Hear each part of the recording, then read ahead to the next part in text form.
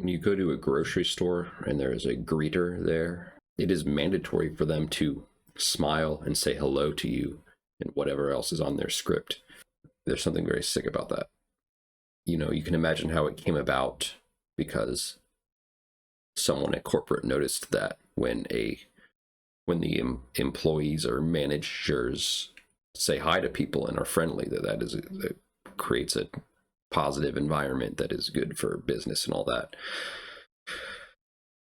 But by implementing that, and every grocery store that I go to has that, you now have a person whose job it is to pretend to be like kind and loving and connected with you.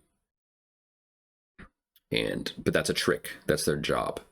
They are being exploited to exploit you, to pretend. I've had very bad jobs myself, so I'm not being judgmental. But so when you're a grocery enjoyer and you're at the grocery store and you have this person who says hi to you the first time, it's like, oh, hi. But the second time, or eventually you realize that it is a person being exploited. How much do you think those people get paid?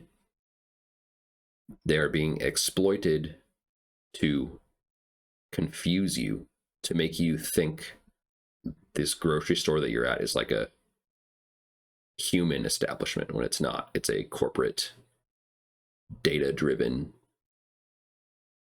money-sucking up machine. And we all know that by now. This, I suppose, works or has worked on like old people who grew up in a very different world, and so when someone says hi to them, they don't think like, why is someone saying hi to me? But to the average person, it's very dark, because what is your relationship to the greeter at the grocery store? You probably try to be nice to them, like oh, hi, thank you. That's usually what I do, only because the alternatives are like make the situation only darker, or it makes it at least feel darker. You have to, in order to have any other reaction other than to just like pretend to be nice, in order to make them not feel too bad about that they are pretending to be nice, you have to like puncture the illusion, which is unpleasant for everybody. You now are faced with this like problem when you're in a grocery store of like, how do I, once you understand or like really consciously think about it a little bit, like what is this person, what is their relationship to me, and what is the veneer of their relationship, and why is it there? It's there. It's a matter of exploitation. It's dressing up the grocery store as like just a part of a loving society. Oh, hi, how are you? When that's obviously not what a grocery store is. You have to either accept the fakeness or reject it. If you reject it, you look like and feel like the bad guy, obviously. And if you accept it, that's like you're accepting a lie. Now go like a step deeper to a podcaster or a streamer or whatever, and they have it's not a luxury. It might feel like it in our present environment.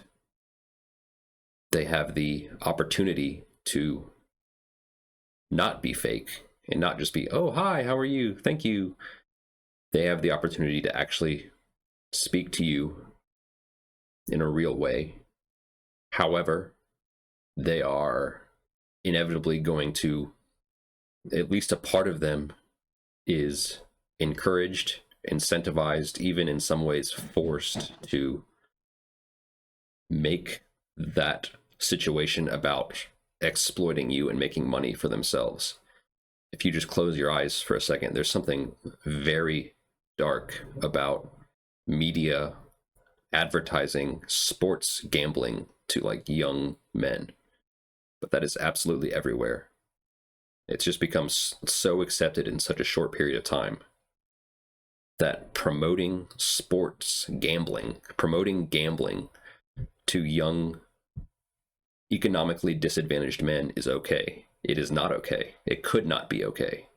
I don't want to cast judgment on people because there are a lot of people who are doing these kinds of advertisements that I like and that I appreciate, and that I can see that love is shining through them in other aspects of their work. But that incentive to treat other people as economic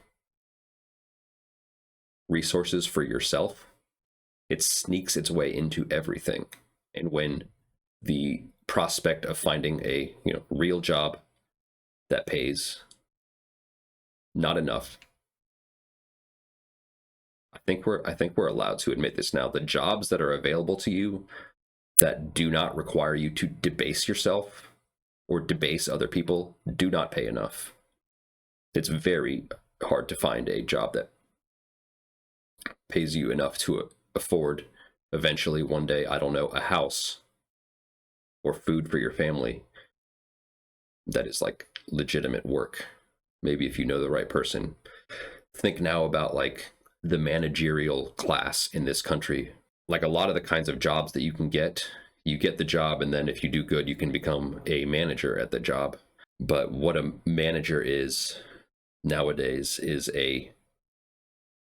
like if you're a worker and you're a manager, you have two totally separate frames of mind or worldviews as you're doing the job. The workers are doing the job it's usually set up so that you're always like psychologically in a hamster wheel of trying to avoid getting in trouble or getting yelled at or getting given excess work. And for the managers, there's like, it's like a numbers game for them where they're trying to, and they probably have things that they don't tell you about that are being told to them. It's like a mathematical formula to them about how much work can I get done with the fewest paid hours? Like how much work are we getting done per hour paid out to employees? Which from an efficiency point of view makes absolute perfect sense. But the problem is that is fundamentally nothing but exploitation. So it's going to be dressed up in certain ways, but if you're a manager, you are put in a position where you are required to, on the one hand, think about like, how can I exploit these people better? And then on the other hand, like, how can I present myself or present what's happening in a way that doesn't feel so bad? So you're lying like constantly. And then it's like, we have our like monkey brain perception of what a leader is, and we are told that like that is the management. But number one, the management isn't leadership in any way, because they are, I mean, I won't say in any way, a manager is not leadership because they are simply being told how to exploit you by higher levels of corporate management structures. But they are presented to you because those higher levels, you don't ever meet them. They're not there. They occur in the form of like emails to your managers. As far as the reality that is presented to you is like, this person is my leader. They give me good news and they give me bad news. And, they ask me how my day is and how my family is doing so that I feel better, or really so that they feel better about the fact that they're exploiting me. In order to make any kind of living or to chase any kind of dream, which you are constantly encouraged to have, but forget about dreams, just like really just think about having a family or being able to take care of your children. You are put into a situation where the incentive structure is that you must, because 35,000 a year isn't going to cut it, you must like enter into a mindset of exploitation. So I would say that there's, on the one hand, a society. You know what a society is? And on the other hand, there's like a fake society, or like the Matrix. And if you live in a genuine society, there is genuine love that you feel and you express for the people who work with you, work for you. In a genuine society, people are working for the collective in order to better everyone, including themselves. It's hard to see this because we have lived in something that is not a society, even though we are told it is a society. But our world, the reason that it's a matrix is not because we're in a computer program and it's actually a simulation. The reason it feels like we're in a computer program is because the reality in front of us is fundamentally an exploitation. Everyone has been so incentivized. There's probably a better word or phrase there, but everyone has been so incentivized to think about money and making money. Yeah, money could exist in a society and not be evil. But once, like social, familial, I called it love earlier, but we don't have to use that word because it's a little bit complex. Like social, familial trust and working togetherness is supplanted by the need for money. You know, I need money to do XYZ. Then the culture flips and it's not a society anymore. I don't know how it would happen, but the only way that things will not continue to get worse and worse and worse and worse is if you and I and like the individual in their heart chooses love over exploitation.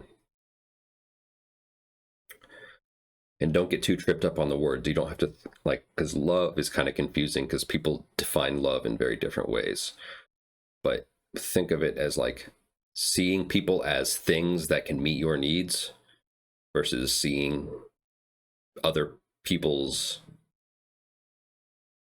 needs and being as equal to your own. And that the reason that change cannot come from a president or a governor or a global political body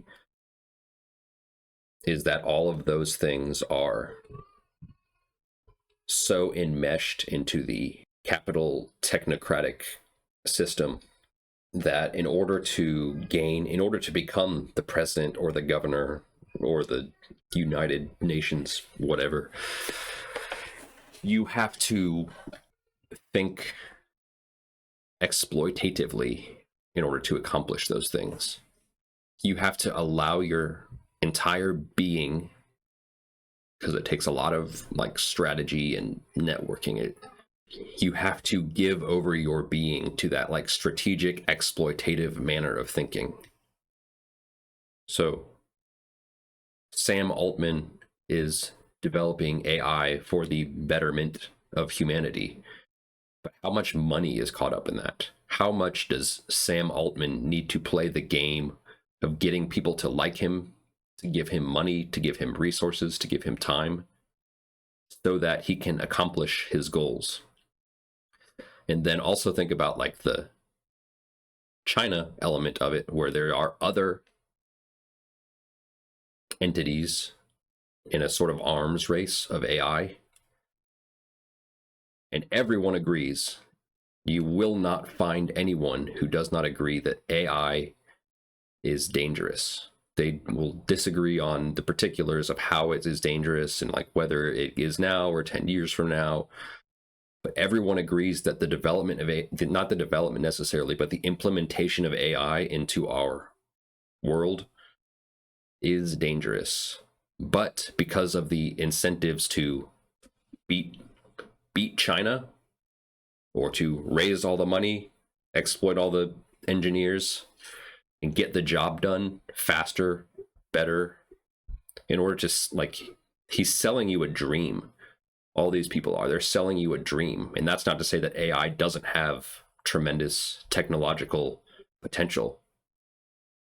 It's the fact that once you get involved in this game and you get into this mindset of it's like a competition and I have to outcompete the other people and they know all about how getting money, so I need to figure out how to get money, so I need to figure out how to convince people to be on my side, and this person is convinced by this kind of argument and this person is convinced by something else completely, so I'll say this to this person and say this to this person. And 10 years down the line of doing that, what do you don't even know what you believe anymore, because you are an exploitation machine. You are as much AI as the person in the grocery store whose job is to say hello and smile and be extra cheerful, but it doesn't make sense, so it's not real. Like, it's not genuine, so it's not real. I have no reason to doubt that all these AI people have good intentions, but that stuff is so embedded in the world of exploitation that it damages, you could say, the soul of the people involved in it, to the degree that they're like ambitious. If you the more time you spend in like the working world, the more you see this everywhere. It's exploitation all the way down. It's exploitation with like some kind of outward veneer of, you know, when they give you a raise, there's a big rally and everyone gets all excited and the big boss comes out and he's all smiling to give you the raise. But when there's bad news, it's not like that. No one's there to hold your hand when there's bad news, because why would they want to do that? We have the opportunity right now,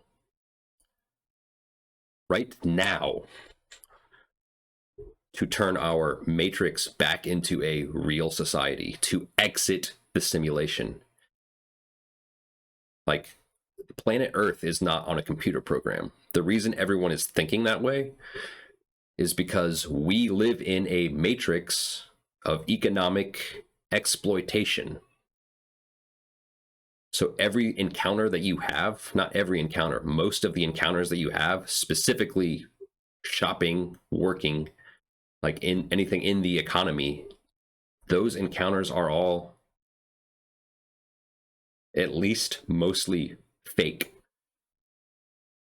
They are poor, like, confused people who have been told that the right thing to do is to participate in this exploitation of others to gain money for us, because we need money. Everyone needs money. I need money. Like, I need money really bad.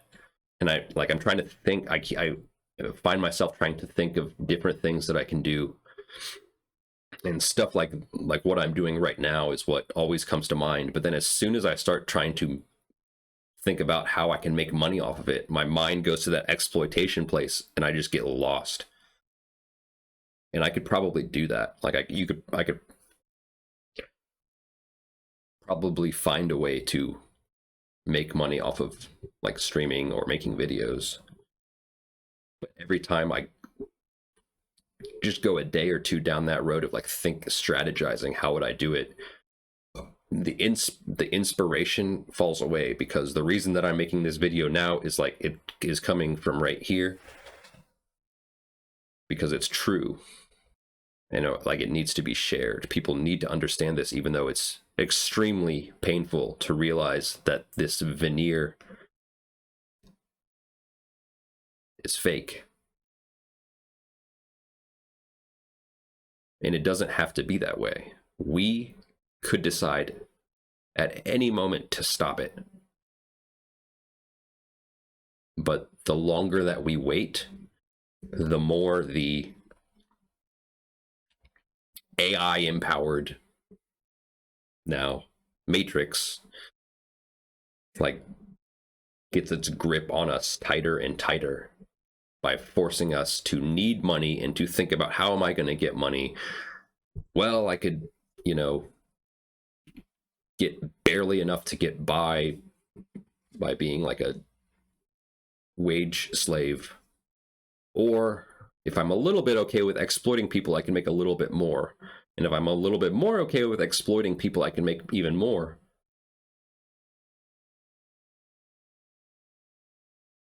No matter what financial strain that you're in, and I